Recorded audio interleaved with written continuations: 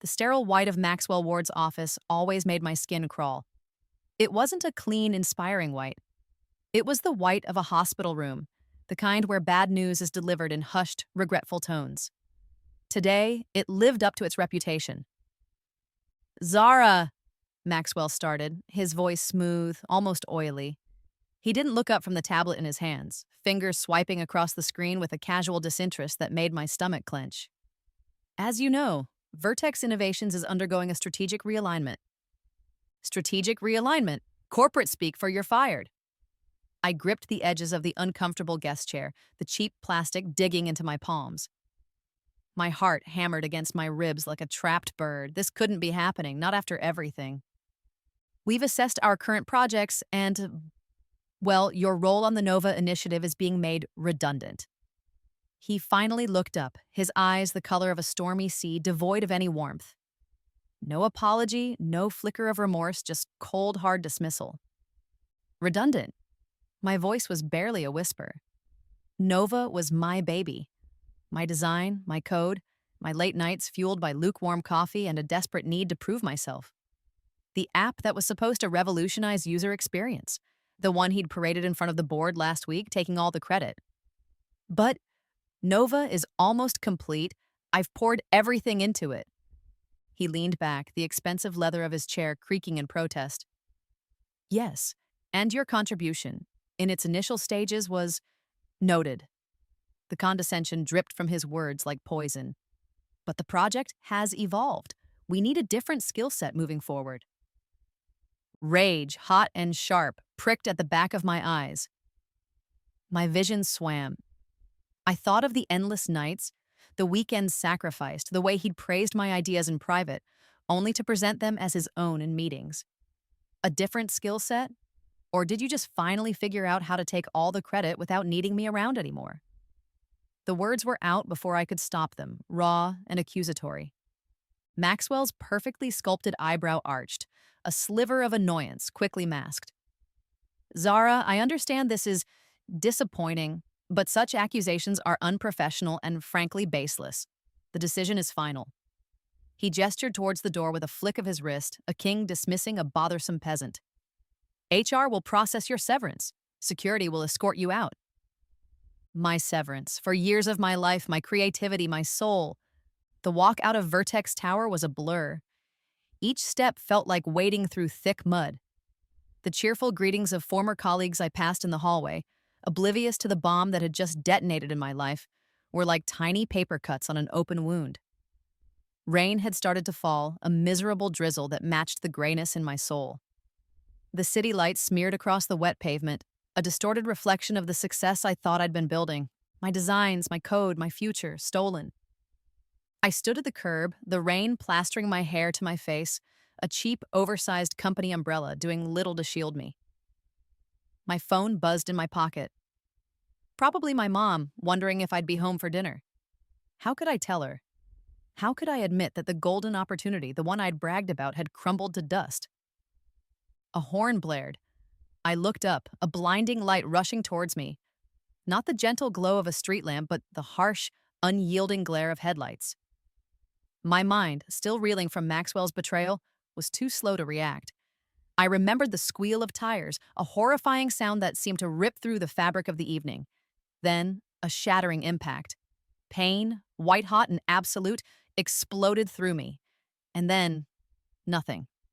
Just a cold, encroaching darkness.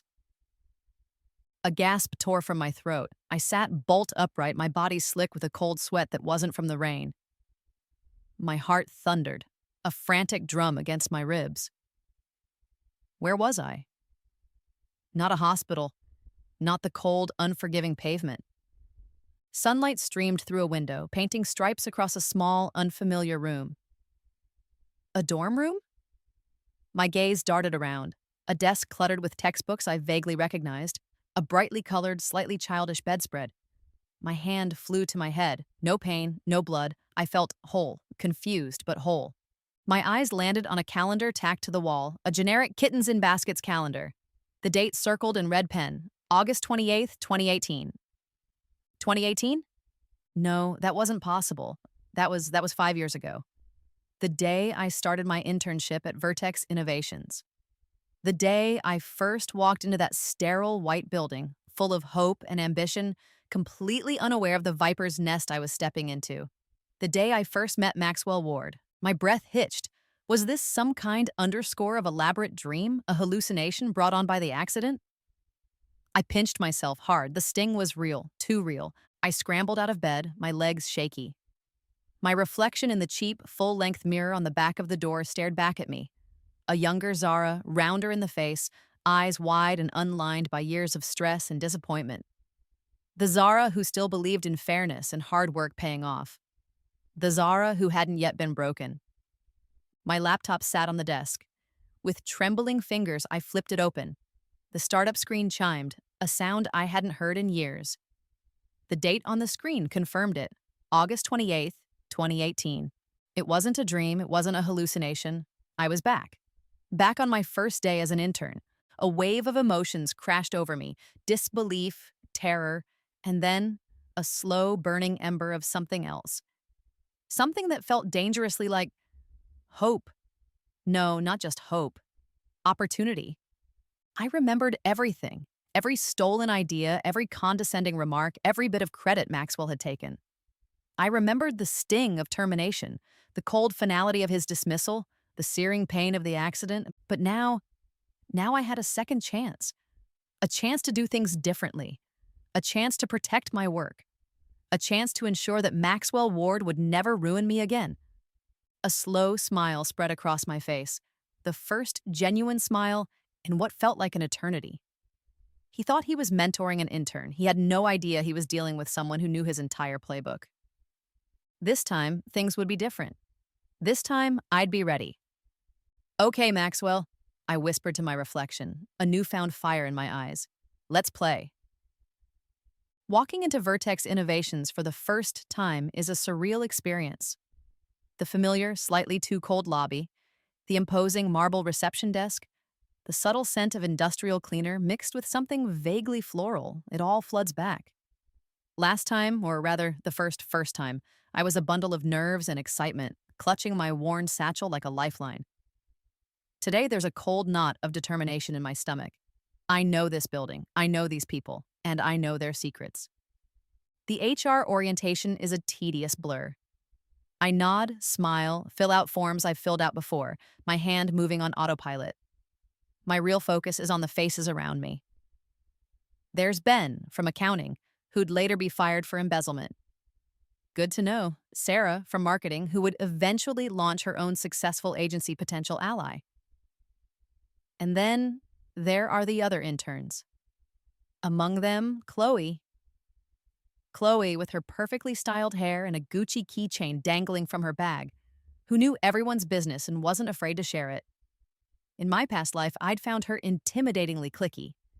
This time I see her as a potential information goldmine. And then he walks in.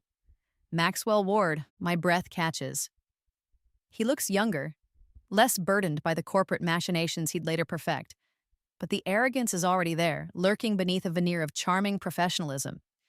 He's here to give the welcome speech to the new intern cohort. Welcome to Vertex Innovations, he begins, his voice that smooth, practiced baritone I remember so vividly. You are the brightest minds, chosen from hundreds of applicants, and we expect great things from you.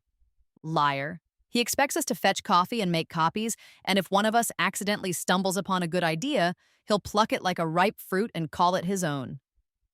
I force a suitably impressed, slightly awestruck expression onto my face. It's a role I have to play, and I have to play it perfectly. Later, when he officially meets the tech interns, he singles me out. Zara Collins, is it? Impressive resume for an intern. Top of your class, I see. He offers his hand, a firm, confident grip. His touch sends an involuntary shiver down my spine, a ghost of the man who would destroy my career. Thank you, Mr. Ward, I say, my voice carefully modulated to sound eager and a little starstruck. I'm just really excited to learn from the best. His lips curve into a self-satisfied smirk. Hook, line, and sinker. Excellent attitude. We value proactive learners here. I'll be overseeing your department. Don't hesitate to come to me with any brilliant insights. The way he says brilliant insights is laced with a subtle mockery, as if the idea of an intern having one is preposterous. Oh, you have no idea, Maxwell. My designated cubicle is a small gray box in a sea of identical gray boxes. Liam, a senior developer with kind eyes and perpetually messy hair, is my assigned mentor. I remember Liam. He was one of the few genuinely decent people at Vertex, always willing to help, always overshadowed by Maxwell's bluster. In my previous life, I'd been too intimidated to really connect with him. This time, he's a lifeline. "Hey, Zara," he says, offering a friendly smile. "Welcome aboard. Don't let the grayness get you down. The coffee's usually fresh, at least." "Thanks, Liam," I say, genuinely meaning it. "I'm looking forward to working with you." My first task is a simple debugging assignment. Tedious, something I could do in my sleep. But I take my time, feigning the occasional struggle, asking Liam a few basic questions. I need to appear like a bright but inexperienced intern, not someone who's already built complex applications. Throughout the day, I'm a sponge, but not for the technical knowledge I already possess. I'm absorbing the office dynamics, the hushed conversations, the alliances, and rivalries. Chloe, true to form, makes a beeline for me at lunch. "So Zara, right? Heard Maxwell was pretty impressed with you," she says, stirring her salad with a delicate fork. Her eyes are sharp, assessing. "Oh, he was just being nice, I think," I reply, adopting a humble act. "It's all pretty overwhelming." "Tell me about it," she sighs dramatically. "This place is a shark tank. But you stick with me. I'll show you who to avoid and who to, she winks, network with." "I'd appreciate that, Chloe," I say, offering a grateful smile. Phase 1 of cultivating Chloe, complete. The most crucial part of my day, however, happens in the quiet moments. Every email, every instruction from Maxwell, every casual conversation where he outlines an idea. Usually one he'll later claim as his iDocument. I forward copies of important emails to a private, encrypted account. I make notes on my personal device, time-stamped and detailed. My past self was naive, trusting. My current self is a meticulous archivist of my own intellectual property. When Maxwell calls me into his office at the end of the day to discuss my progress, I'm ready. "So, Zara," he says, leaning back in that damn chair, "how was your first day? Not too intimidated by the pace here?" "It was challenging, Mr. Ward, but in a good way," I reply, injecting just the right amount of rookie enthusiasm. I actually had a small thought about the user interface for that new client portal everyone's been talking about. Just a tiny idea, probably nothing. I sketch out a minor UI improvement, something genuinely trivial that I know will make his life slightly easier. It's bait. He studies it, a thoughtful frown on his face.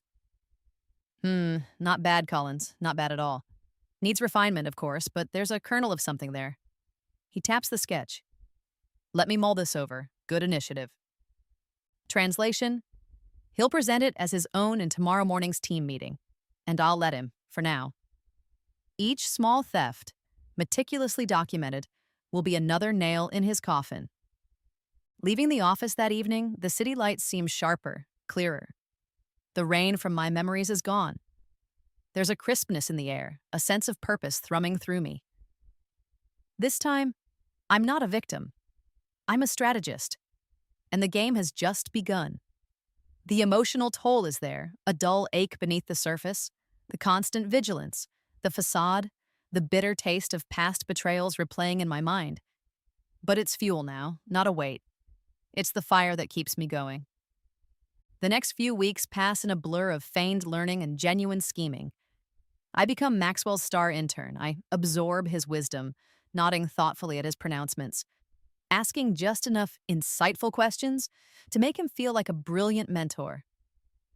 "You're a fast learner, Collins," he'd say, a pleased expression on his face, after I mastered a concept he'd explained poorly. "Remind me of myself at your age." I'd just smile and thank him, biting back the urge to tell him that I'd forgotten more about coding than he'd ever known. He starts giving me more complex tasks, things he clearly expects me to struggle with, and I do, just enough. I make calculated errors, then discover the solutions after much effort, often subtly guiding the projects towards the elegant designs I'd originally created in my past life. He, of course, takes the credit for the breakthroughs, attributing them to his guiding hand. You see, Zara, he'd explain, pointing at my own code, if you just approach the problem from this angle, the solution becomes clear. It's about strategic thinking. Wow, Mr. Ward, that's brilliant. I wouldn't have thought of that, I'd say, my voice dripping with admiration. His ego inflates like a hot air balloon. Perfect. Meanwhile, in the evenings, my small dorm room transforms into a secret innovation lab. Fueled by cheap instant noodles and an unshakable resolve, I begin to build Aura. It's not just a replica of Nova, the app Maxwell stole. It's better, faster, more intuitive, with features I'd only dreamed of adding before. This is my real work, my passion, my escape hatch. Each line of code is a quiet act of defiance. I document every step of Aura's creation with painstaking detail. Date-stamped files, version control, video recordings of my progress. This isn't just an app, it's my alibi and my weapon. My relationship with Liam strengthens. He's genuinely impressed by my rapid development. We often eat lunch together, discussing code, a shared passion. You really have a knack for this, Zara, he tells me one afternoon, looking over a particularly tricky piece of code I'd just figured out. You pick things up faster than any intern I've seen. I just have a good teacher, I'd say, gesturing vaguely towards Maxwell's office, and Liam would give a non-committal grunt. He knows Maxwell. He doesn't say anything negative, but the lack of praise is telling. I start confiding in him, not about the future, of course, but about my ideas, my aspirations. He listens, offers genuine advice, and becomes a quiet supporter. He sees my potential, even if he doesn't know the half of it. Chloe, on the other hand, becomes my ears on the ground. We have regular girly chats over coffee, where she dissects the office hierarchy and gossip with surgical precision. So, I heard Maxwell was crowing about that new algorithm fix in the team lead meeting, she'd say, sipping her latte. Claimed he pulled an all-nighter figuring it out. Funny, I saw you looking pretty bleary-eyed that morning. She winks. Just trying to keep up, I'd say with a sigh.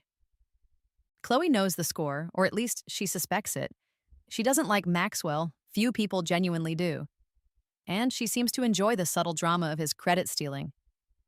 Through her, I learn about upcoming projects, internal politics, and Maxwell's vulnerabilities. Information is power, and Chloe is a veritable power station. The first time Maxwell blatantly steals a significant piece of my work in this new timeline, it's a small module for an internal tool. It's not Nova, not yet, but it's a clear, undeniable theft. He presents it in a department meeting, my name conveniently absent from the slides. This was a tricky one, he says, beaming at the department heads. Took some late nights, but I think this solution will significantly improve our workflow. I watch him, my expression carefully neutral, a blank canvas of intern-like deference. Inside, my blood boils, but my mind is cold, calculating. I'd already saved the email where I sent him the completed module, his reply praising my good start. I'd saved the file versions, the timestamps. This is just another entry in the rapidly growing Maxwell Ward evidence file. He catches my eye after the meeting. Good work on the preliminary research for that, Collins, he says, a condescending pat on the head. Your input was helpful in getting me started. Happy to help, Mr. Ward, I say, the picture of eager to please. He walks away, puffed up with false achievement. He thinks he's got me under his thumb, a talented but naive underling he can exploit. He has no idea that his every move is being recorded, his every lie cataloged. He's so confident in his superiority, so used to people being too intimidated or too powerless to challenge him, that he doesn't see the trap slowly closing around him. The stress of living this double life is immense. Some nights I stare at the ceiling, the weight of my knowledge, my secrets, pressing down on me. The fear of slipping up, of revealing too much, is constant. There are moments of sheer, overwhelming anger when I see Maxwell preening, taking credit for my sweat and tears, reliving the injustices that led to my first demise. But then I look at the progress bar on Aura's development. I think of the growing mountain of evidence in my secret folders, and the anger recedes, replaced by a steely resolve. Patience. This is a marathon, not a sprint, and I am prepared to run it. Maxwell is busy building his career on a foundation of my stolen work. I'm busy building my case and my future. One day he'll sign his own severance papers and my new logo will be on them. The thought almost makes me laugh out loud. Months slide by, each one a careful balancing act. My days are spent as Zara the intern, a diligent, slightly too talented cog in the Vertex machine. My nights are dedicated to Aura, which is rapidly evolving from a concept into a sleek, powerful reality. The app is everything Nova was meant to be, and more. It's intuitive, the design is seamless, and the back-end code is a work of art, if I do say so myself. It's mine. At Vertex, Maxwell grows increasingly dependent on me. The Nova project, his grand vision built on the framework of my stolen past life designs, is officially underway. And who does he turn to for every complex problem, every innovative feature? His star intern, of course.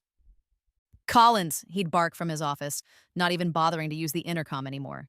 Get in here. This integration module isn't behaving. I'd walk in, feign a moment of deep thought as I looked at my own original code that he was struggling with, and then offer a suggestion. Perhaps, Mr. Ward, if you re-architected the data flow like this.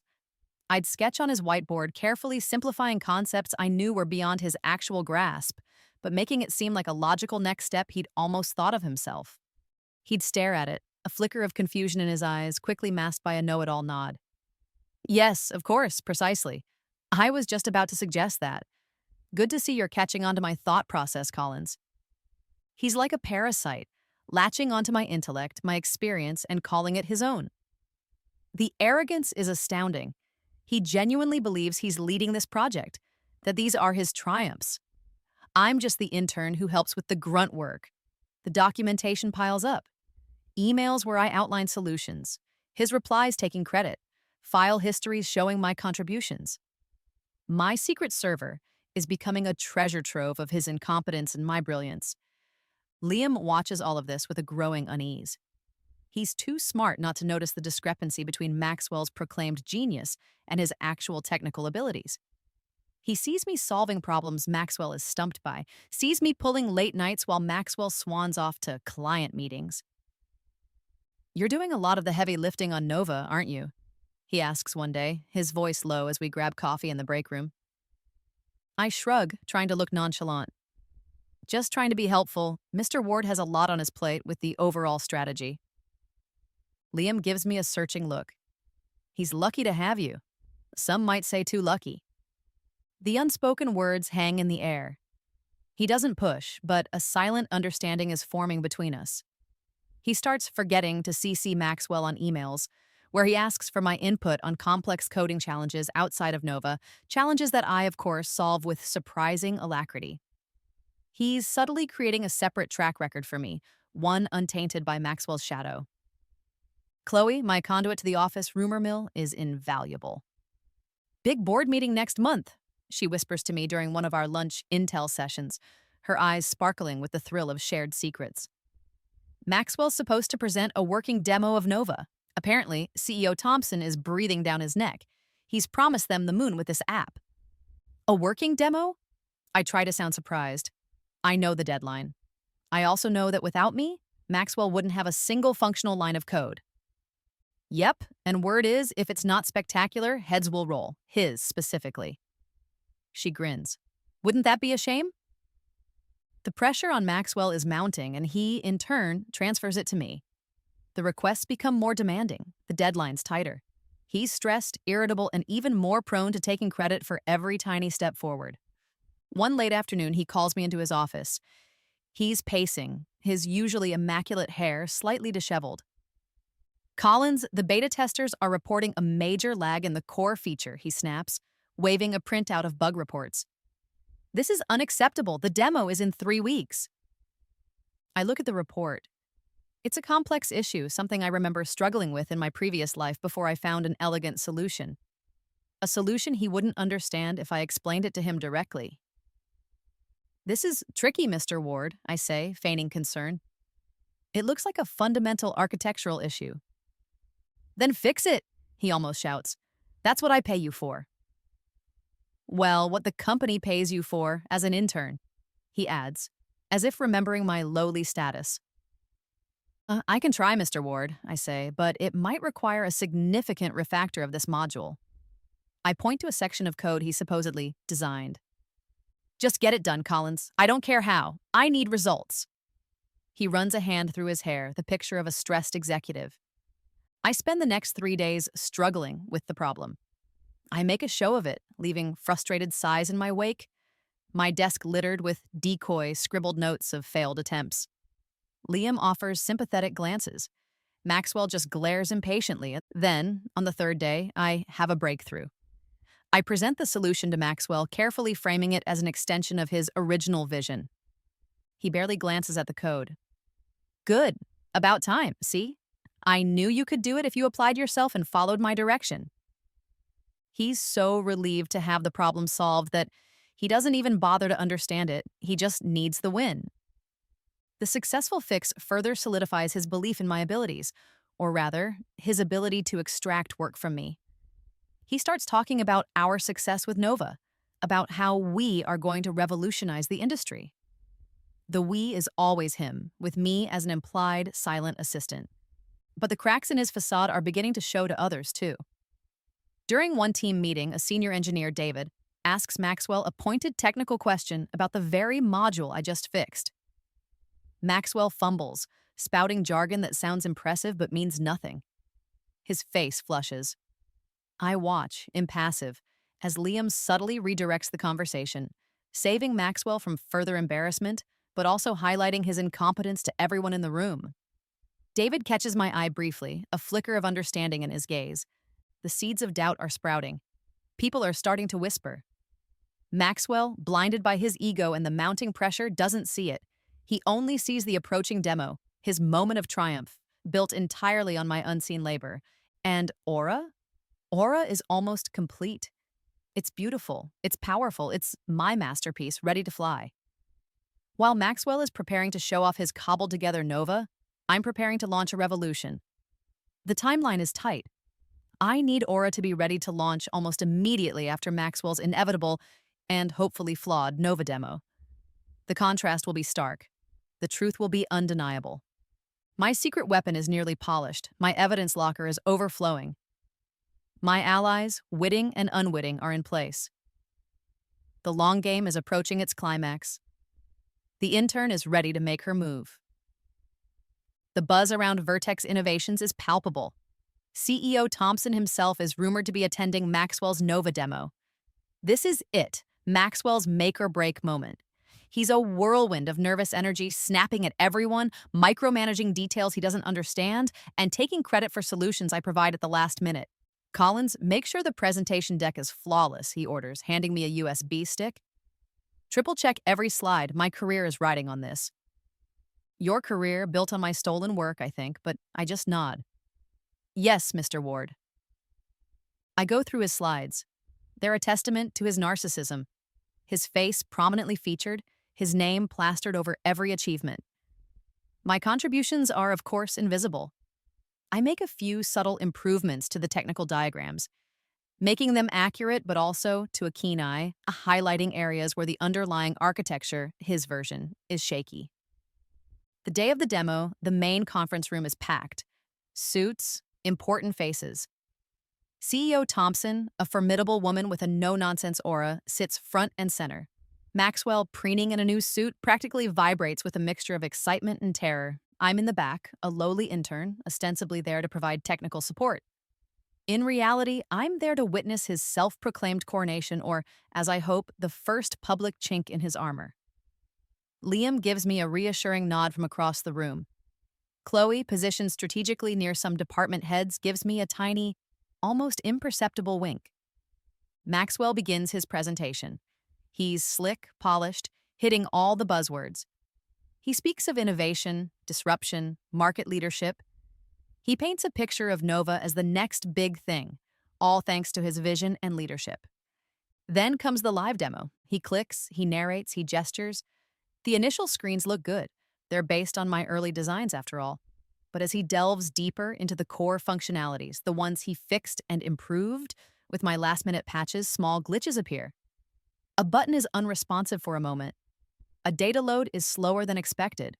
Minor things easily explained away as live demo gremlins, but they're there. Then, CEO Thompson asks a question, a sharp, insightful technical question about scalability, something Maxwell clearly hadn't anticipated from her. "Mr. Ward," she says, her voice cutting through the room, "you mentioned the robust back-end architecture. Can you elaborate on how Nova handles peak load scenarios, specifically concerning the real-time data synchronization you've highlighted?" Maxwell freezes for a nanosecond. His smile tightens. He launches into a jargon-filled explanation that's clearly evasive. He's using big words to hide the fact that he doesn't truly understand the system's limitations, the very limitations I'd warned him about, the ones he'd dismissed. I see David, the senior engineer, exchange a look with another tech lead.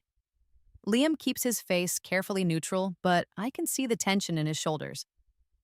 The demo concludes with polite applause, but the undercurrent of uncertainty is there. Maxwell tries to brush off the earlier hiccups. "A few minor kinks to iron out, as expected with any revolutionary product," he says, a little too brightly. "But the core is solid, thanks to the tireless efforts of my team." He doesn't even mention me by name, even as the intern who supposedly assisted. Later that day, Chloe seeks me out. "So, what did you think?" she asks, her eyes dancing. "It was a presentation," I say, noncommittally. "Honey, it was a tap dance on a minefield," she laughs. "Thompson looked like she was sucking on a lemon when he tried to bullshit his way through that scalability question. And did you see David's face? Priceless." This is where Chloe's part of the plan kicks in. She's a master of subtle suggestion, the queen of the "have you heard?" network. "It's just funny, isn't it?" Chloe says, loud enough for a few passing colleagues to overhear. Maxwell talks such a big game, but I hear that intern, Zara, is the one who's always pulling all-nighters fixing things for him. Someone said she practically rebuilt that core module last week. The whisper campaign begins. Chloe, with her impeccable social skills, plants seeds of doubt. She doesn't make direct accusations. She just asks leading questions, shares observations, and lets human nature do the rest. Stories of the brilliant intern who seems to be carrying the Nova project, contrasted with Maxwell's blustering but technically shallow presentations, start to circulate. Liam too plays his part, albeit more subtly. When other developers ask him about certain complex features in Nova, he'll casually say, "Oh, Zara had some really clever insights on that. You should ask her." He's redirecting technical queries to me, bypassing Maxwell, and in doing so, highlighting my competence and Maxwell's increasing irrelevance on the technical front. A few days later, David, the senior engineer who'd questioned Maxwell, stops by my desk. "Zara, right?" he says, leaning against my cubicle wall. "Got a minute?" "Sure, David." "That fix you implemented for the beta lag? That was a neat piece of work. Maxwell was a bit vague on the details. I was wondering if you could walk me through your logic." I explain the architecture, the solution, clearly and concisely. He listens intently, nodding. "That's what I thought," he says when I finish.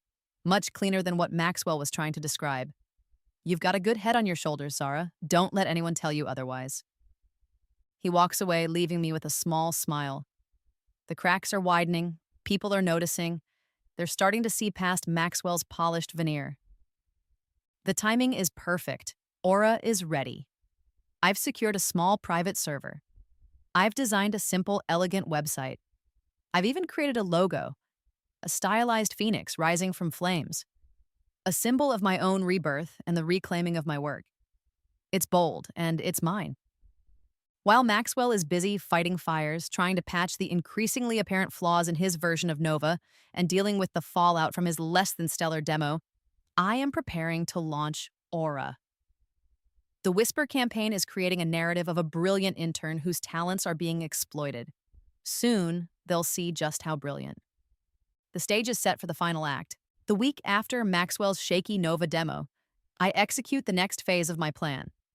It's late on a Friday night. The Vertex office is dark and silent.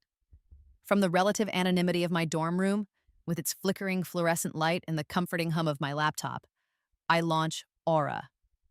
There's no fanfare, no big marketing budget. I submit it to a few influential tech blogs and indie app review sites. the kind that pride themselves on discovering hidden gems. I post about it on niche developer forums using a simple professional pseudonym, Phoenix Labs, with my newly designed Phoenix logo. The website is minimalist, showcasing Aura's clean interface and highlighting its innovative features with short, compelling video clips. I let the product speak for itself. Then I wait. The weekend is a knot of anxiety and anticipation. I barely sleep, constantly refreshing my email and the forum pages. By Monday morning, the first review drops. Aura, the app you didn't know you needed but won't be able to live without. The reviewer praises its intuitive design, lightning-fast performance, and a level of polish rarely seen in an initial release. My heart does a little flip, then another and another. Phoenix Labs Aura is a masterclass in user experience. Move over, clunky apps, Aura is here to steal the show. The tech corners of the internet start to buzz. Who is Phoenix Labs? How did this incredibly sophisticated app appear out of nowhere? Back at Vertex on Monday, the atmosphere is tense. Maxwell is still trying to manage the fallout from his demo.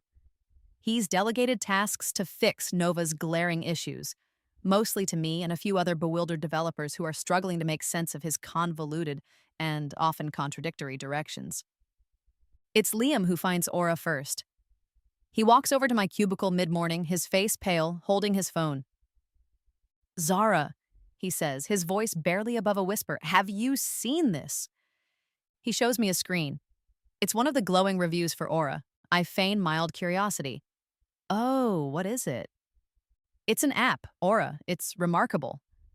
He looks from the phone screen to me, a dawning, incredulous expression in his eyes. "Some of the features, the UI flow, it's incredibly similar to the concepts you were proposing for Nova, the ones Maxwell shot down or said he'd evaluate later." I meet his gaze, keeping my own carefully neutral. "Really? That's a coincidence." Liam isn't buying it. He's too smart. He opens Aura on his phone and navigates through it, his jaw practically hitting the floor. "Coincidence? Zara, this is not a coincidence. This is what Nova should have been. It's brilliant. Who made this?" Before I can answer, David, the senior engineer, appears at Liam's shoulder, drawn by our hushed, intense conversation. "What's up, guys?" Liam shows him Aura. David's reaction is identical. Shock, then awe, then a slow, dawning understanding. "I just read about this on TechCrunch," David says. "They're calling it a game changer. Phoenix Labs. Never heard of them. But whoever they are, they're geniuses." He looks at me, a long, searching look. "Zara, this is uncanny."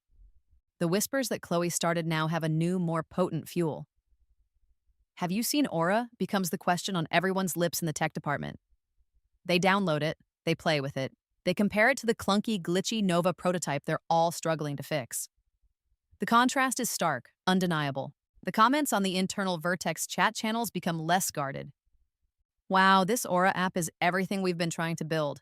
The design is so clean. Why can't Nova be like this?" Someone at Phoenix Labs clearly knows what they're doing. Wish they worked here.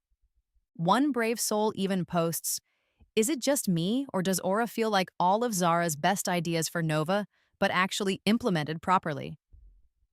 That comment gets deleted by a nervous manager within minutes, but not before dozens have seen it. Maxwell, cocooned in his office, trying to spin yarns to upper management about Nova's imminent readiness after minor refinements, is initially oblivious.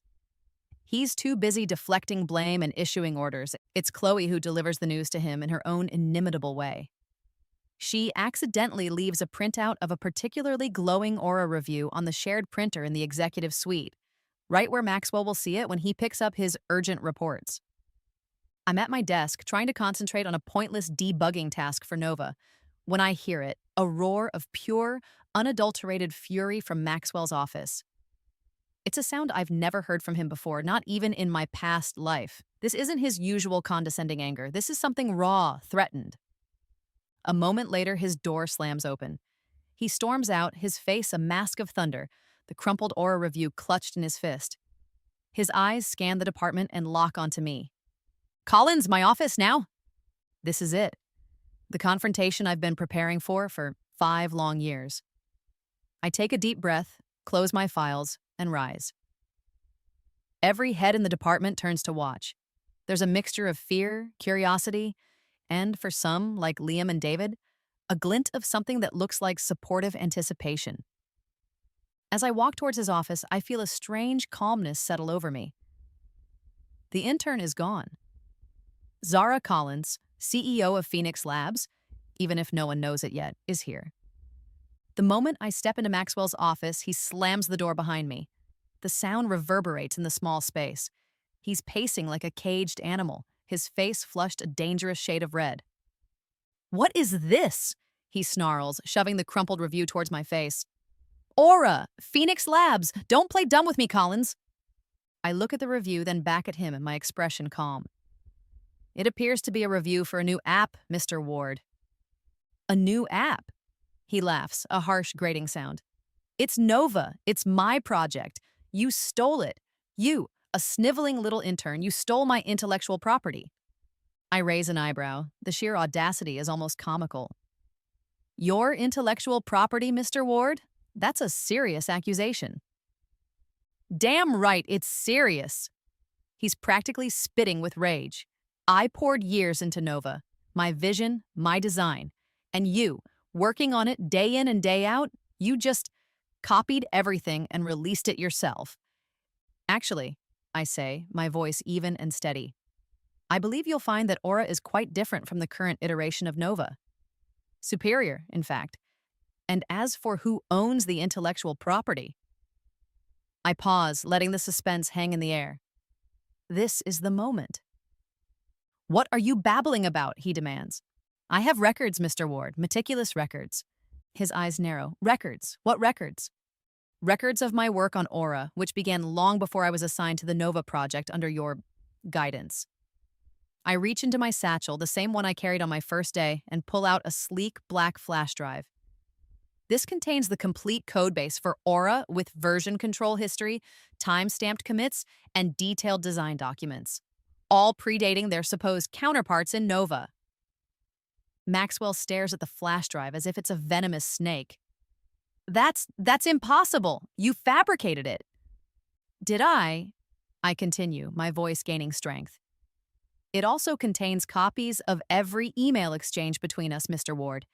Every suggestion I made, which then miraculously appeared in Nova under your name. Every piece of code I wrote, which you then presented as your own. Every late night I spent fixing your mistakes on my original concepts." His bluster begins to falter. A flicker of fear, real fear, crosses his face. "This is slander. I'll have you fired. I'll sue you for everything you're worth." He sputters, but his voice lacks its earlier conviction. "Sue me?" I almost laugh. "Mr. Ward, you seem to be confused about who is the victim here. I am the creator of Aura. The concepts you've been trying to implement in Nova, many of them originated with me during my previous tenure at another company before Vertex even conceived of Nova. That last part is a carefully crafted half-truth, designed to further muddy the waters for him and protect my Rebirth secret." "Previous tenure? What are you talking about?" He's grasping at straws now. "What I'm talking about, Mr. Ward, is that you are the one who has been systematically stealing my work, passing it off as your own, and building your career on a foundation of lies." My voice is cold now, devoid of any of the feigned deference I'd shown him for months. "You didn't mentor me. You exploited me. You thought I was just a naive intern you could use and discard." He opens his mouth, then closes it again. For the first time since I've known him, in either life, Maxwell Ward is speechless. The color drains from his face. He knows. He knows I have him.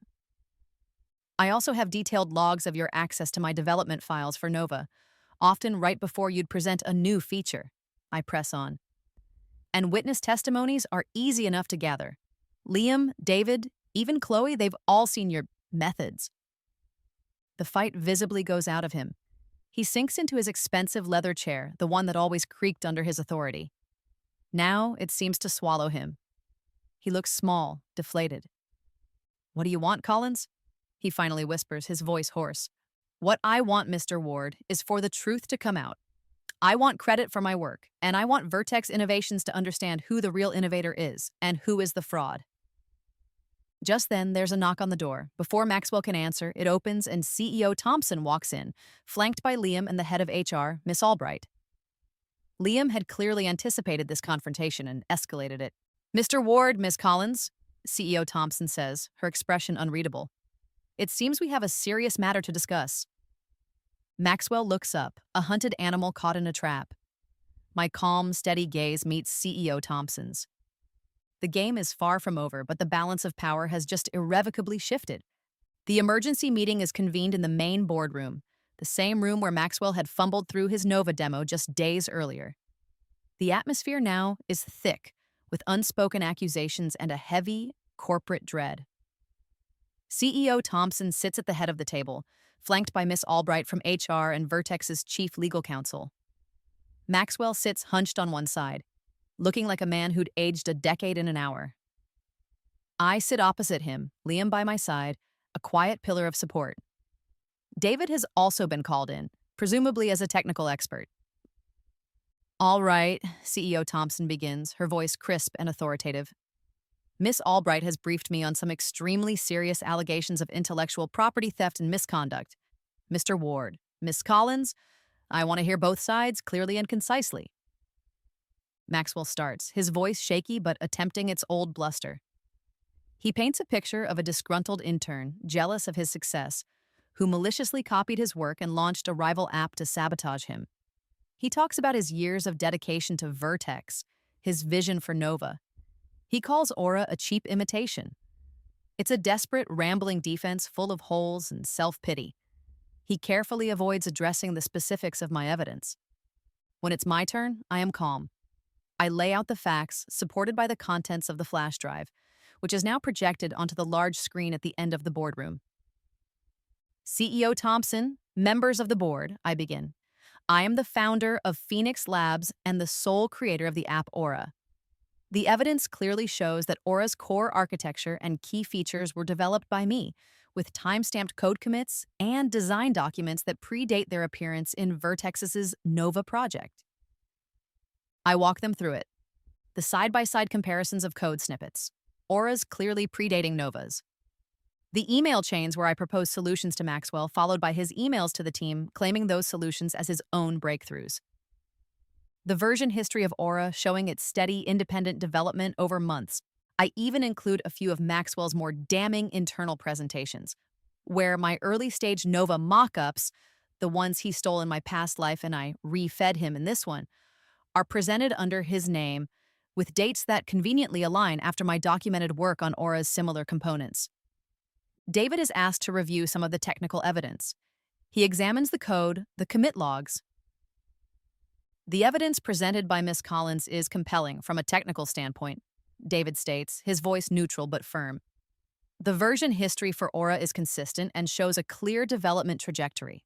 There are undeniable similarities in some of Nova's modules, which appeared later in Nova's timeline than in Aura's." Maxwell tries to interject, to bluster, but CEO Thompson silences him with a sharp look. "Mr. Ward," she says, her voice dangerously quiet. "The preliminary findings from our internal tech audit, prompted by certain anomalies in the Nova project's progress reports, also seem to corroborate Miss Collins's timeline regarding her contributions and your oversight." So they already suspected something was amiss. My whisper campaign, Liam's subtle diversions, and Maxwell's own incompetence had laid the groundwork. Miss Albright then speaks about company policy, ethics, and the potential legal ramifications for Vertex if my claims are true, and Maxwell has indeed built a key company project on stolen IP, especially IP that now belongs to an external entity, Phoenix Labs. The words lawsuit, reputational damage, and breach of contract hang heavy in the air. The legal counsel asks me pointed questions about Phoenix Labs, its ownership, my intentions. I answer truthfully, it's my company, Aura is my product, and I intend to compete fairly in the marketplace. I make no demands of Vertex other than the truth about Nova's origins be acknowledged. The questioning goes on for what feels like hours. Maxwell crumbles under the scrutiny. His lies become more transparent, his denials weaker. He has no evidence, only bluster and a history of taking credit. I have a mountain of irrefutable proof. Finally, CEO Thompson holds up a hand. "I think we have enough information for now. Mr. Ward, Miss Collins, you will be excused. We will deliberate and inform you of our decision. Waiting outside the boardroom, the silence is deafening. Liam gives my arm a supportive squeeze. You did it, Zara. You told the truth. I nod, a wave of exhaustion washing over me. It's not over yet, but the hardest part, the unveiling, is done. An hour later, Miss Albright calls us back in. Maxwell is already there, looking utterly defeated. CEO Thompson's face is stern.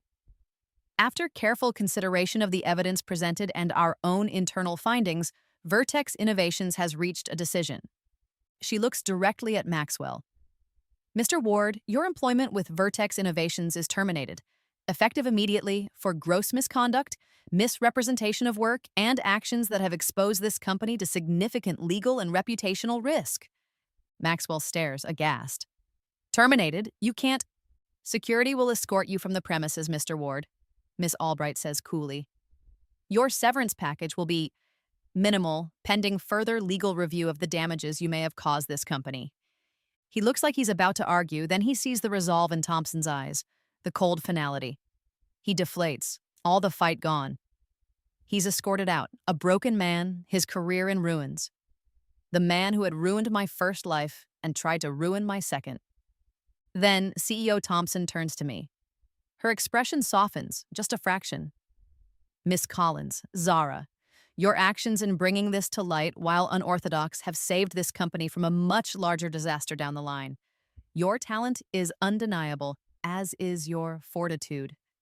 She pauses. The Nova project, as it stands, is clearly compromised. However, Vertex Innovations still needs a flagship product in that space. Aura is, by all accounts, that product. My heart begins to pound. Phoenix Labs is your company, she continues. Vertex Innovations would like to propose an acquisition, or, at the very least, a strategic partnership with you at the helm of this product line, naturally with full credit and appropriate compensation. I look at her, the CEO who Maxwell had tried to fool.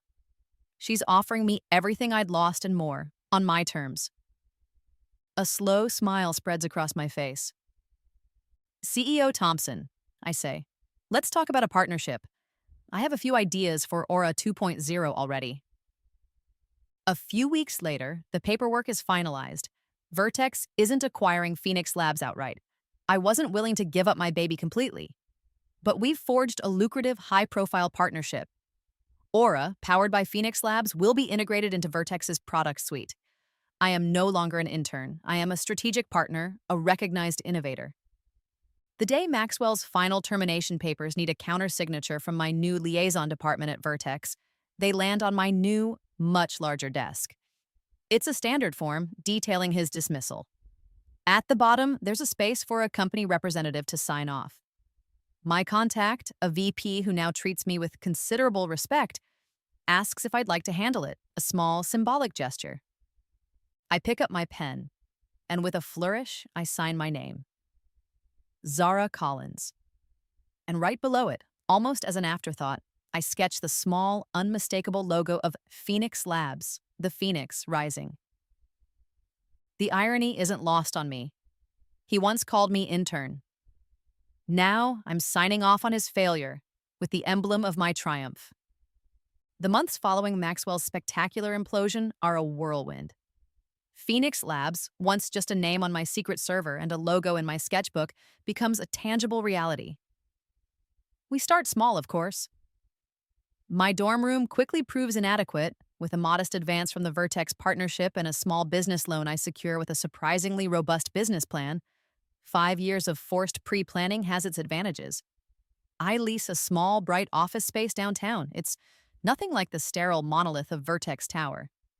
It has exposed brick, oversized windows, and an air of creative chaos that feels like home. Liam is the first person I hire. He resigns from Vertex the day after my boardroom battle, walking out with a grin that stretches from ear to ear. Couldn't stand another day pretending Maxwell knew what he was doing, he'd said, shaking his head. Besides, I want to work with the real genius behind Aura. He becomes my head of engineering, my sounding board, my trusted right hand. His quiet integrity and brilliant coding skills are finally given the recognition they deserve. There's no more looking over his shoulder, no more having his ideas dismissed or stolen. We're partners, building something amazing from the ground up. Chloe, true to her nature, leverages the entire situation beautifully. She becomes Phoenix Labs' freelance PR and marketing consultant. Her network is unparalleled, and she spins the story of Aura and its mysterious, brilliant founder, initially me, still slightly veiled, into a legend. She ensures that the tech world knows Aura isn't just another app, it's a testament to innovation and, implicitly, a quiet victory over corporate stagnation. She still thrives on the inside scoop, but now her loyalty is firmly with Phoenix Labs, and her talents help us soar. She even manages to get me a feature in a leading tech magazine. The Intern Who Rewrote the Rules. The title makes me smirk. My relationship with Vertex transforms. I'm no longer Zara Collins' intern. I'm Miss Collins, CEO of Phoenix Labs, a key strategic partner. I attend board meetings, the same ones Maxwell used to dominate with his bluster, and my input is sought, respected. CEO Thompson, true to her word, treats me as an equal. There's a professional courtesy, a recognition of talent that was so sorely lacking before. Sometimes during those high-level strategy sessions, I catch myself looking at the empty chair where Maxwell used to sit, and a sense of profound, almost unbelievable vindication washes over me. Developing Aura 2.0 is an exhilarating experience. There are no layers of bureaucracy, no ego-driven managers to placate. Just me, Liam, and a small, hand-picked team of bright, passionate developers, some of whom we poach from Vertex, much to their relief. Brainstorming, coding, creating. We innovate at a speed that would have given the old Vertex heart palpitations. The ideas flow freely, and the energy in our little office is electric. We're not just building an app, we're building a culture, one of respect, collaboration, and genuine passion for the work. As for Maxwell Ward, his downfall is swift and absolute. News of his termination for gross misconduct spreads like wildfire through the industry. His reputation is in tatters. Chloe occasionally forwards me snippets from industry forums or LinkedIn Maxwell struggling to find new employment, his attempts to rebrand himself failing spectacularly. There's no triumph in hearing it, not anymore. Just a quiet sense of an inevitable consequence. He built his career on a foundation of deceit, and like any poorly constructed building, it was bound to collapse. He is a footnote in my story now, a reminder of the past I overcame, not a shadow that lingers. The weight of my secret, the rebirth, the 5 years of foreknowledge is still there, a constant companion. Some days it feels like a superpower, others like a heavy cloak. I can't share it with anyone, not even Liam, who probably suspects I'm more than just a fast learner. But it's the engine that drove me, the catalyst for this second, better life. It forced me to be meticulous, strategic, brave. There are days when the stress of running a company, of being responsible for my team, feels overwhelming. But then, I look around our vibrant office, at the focused faces of my colleagues, at the elegant lines of code Liam is reviewing, at the Phoenix logo proudly displayed on our wall. And I remember how far I've come. From a dismissed intern, dying on a rain-slick street, to this. The journey has been surreal, terrifying, and ultimately incredibly empowering, 1 year later. It's a crisp autumn afternoon, much like the day I first walked into Vertex with a heart full of naive hope. Today, however, I'm not walking into Vertex as an intern. I'm walking onto the stage of the industry's largest tech conference as a keynote speaker.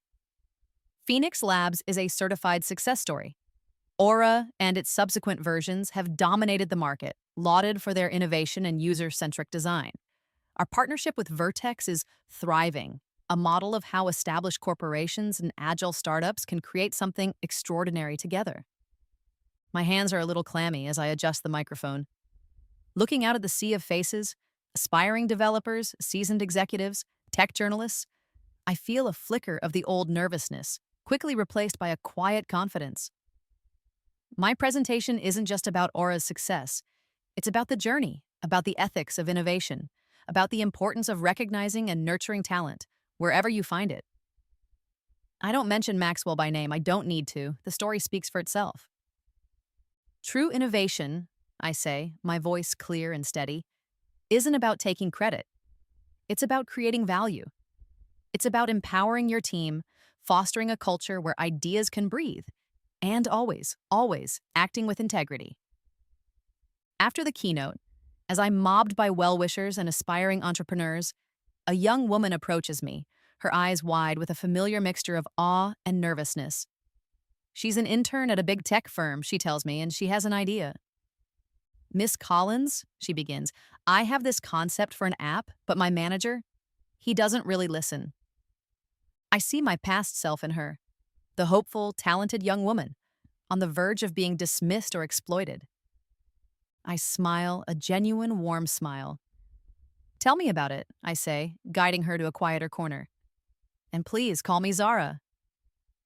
I listen intently to her idea. It's rough, unpolished, but there's a spark of brilliance there. I offer her advice, encouragement, and my card.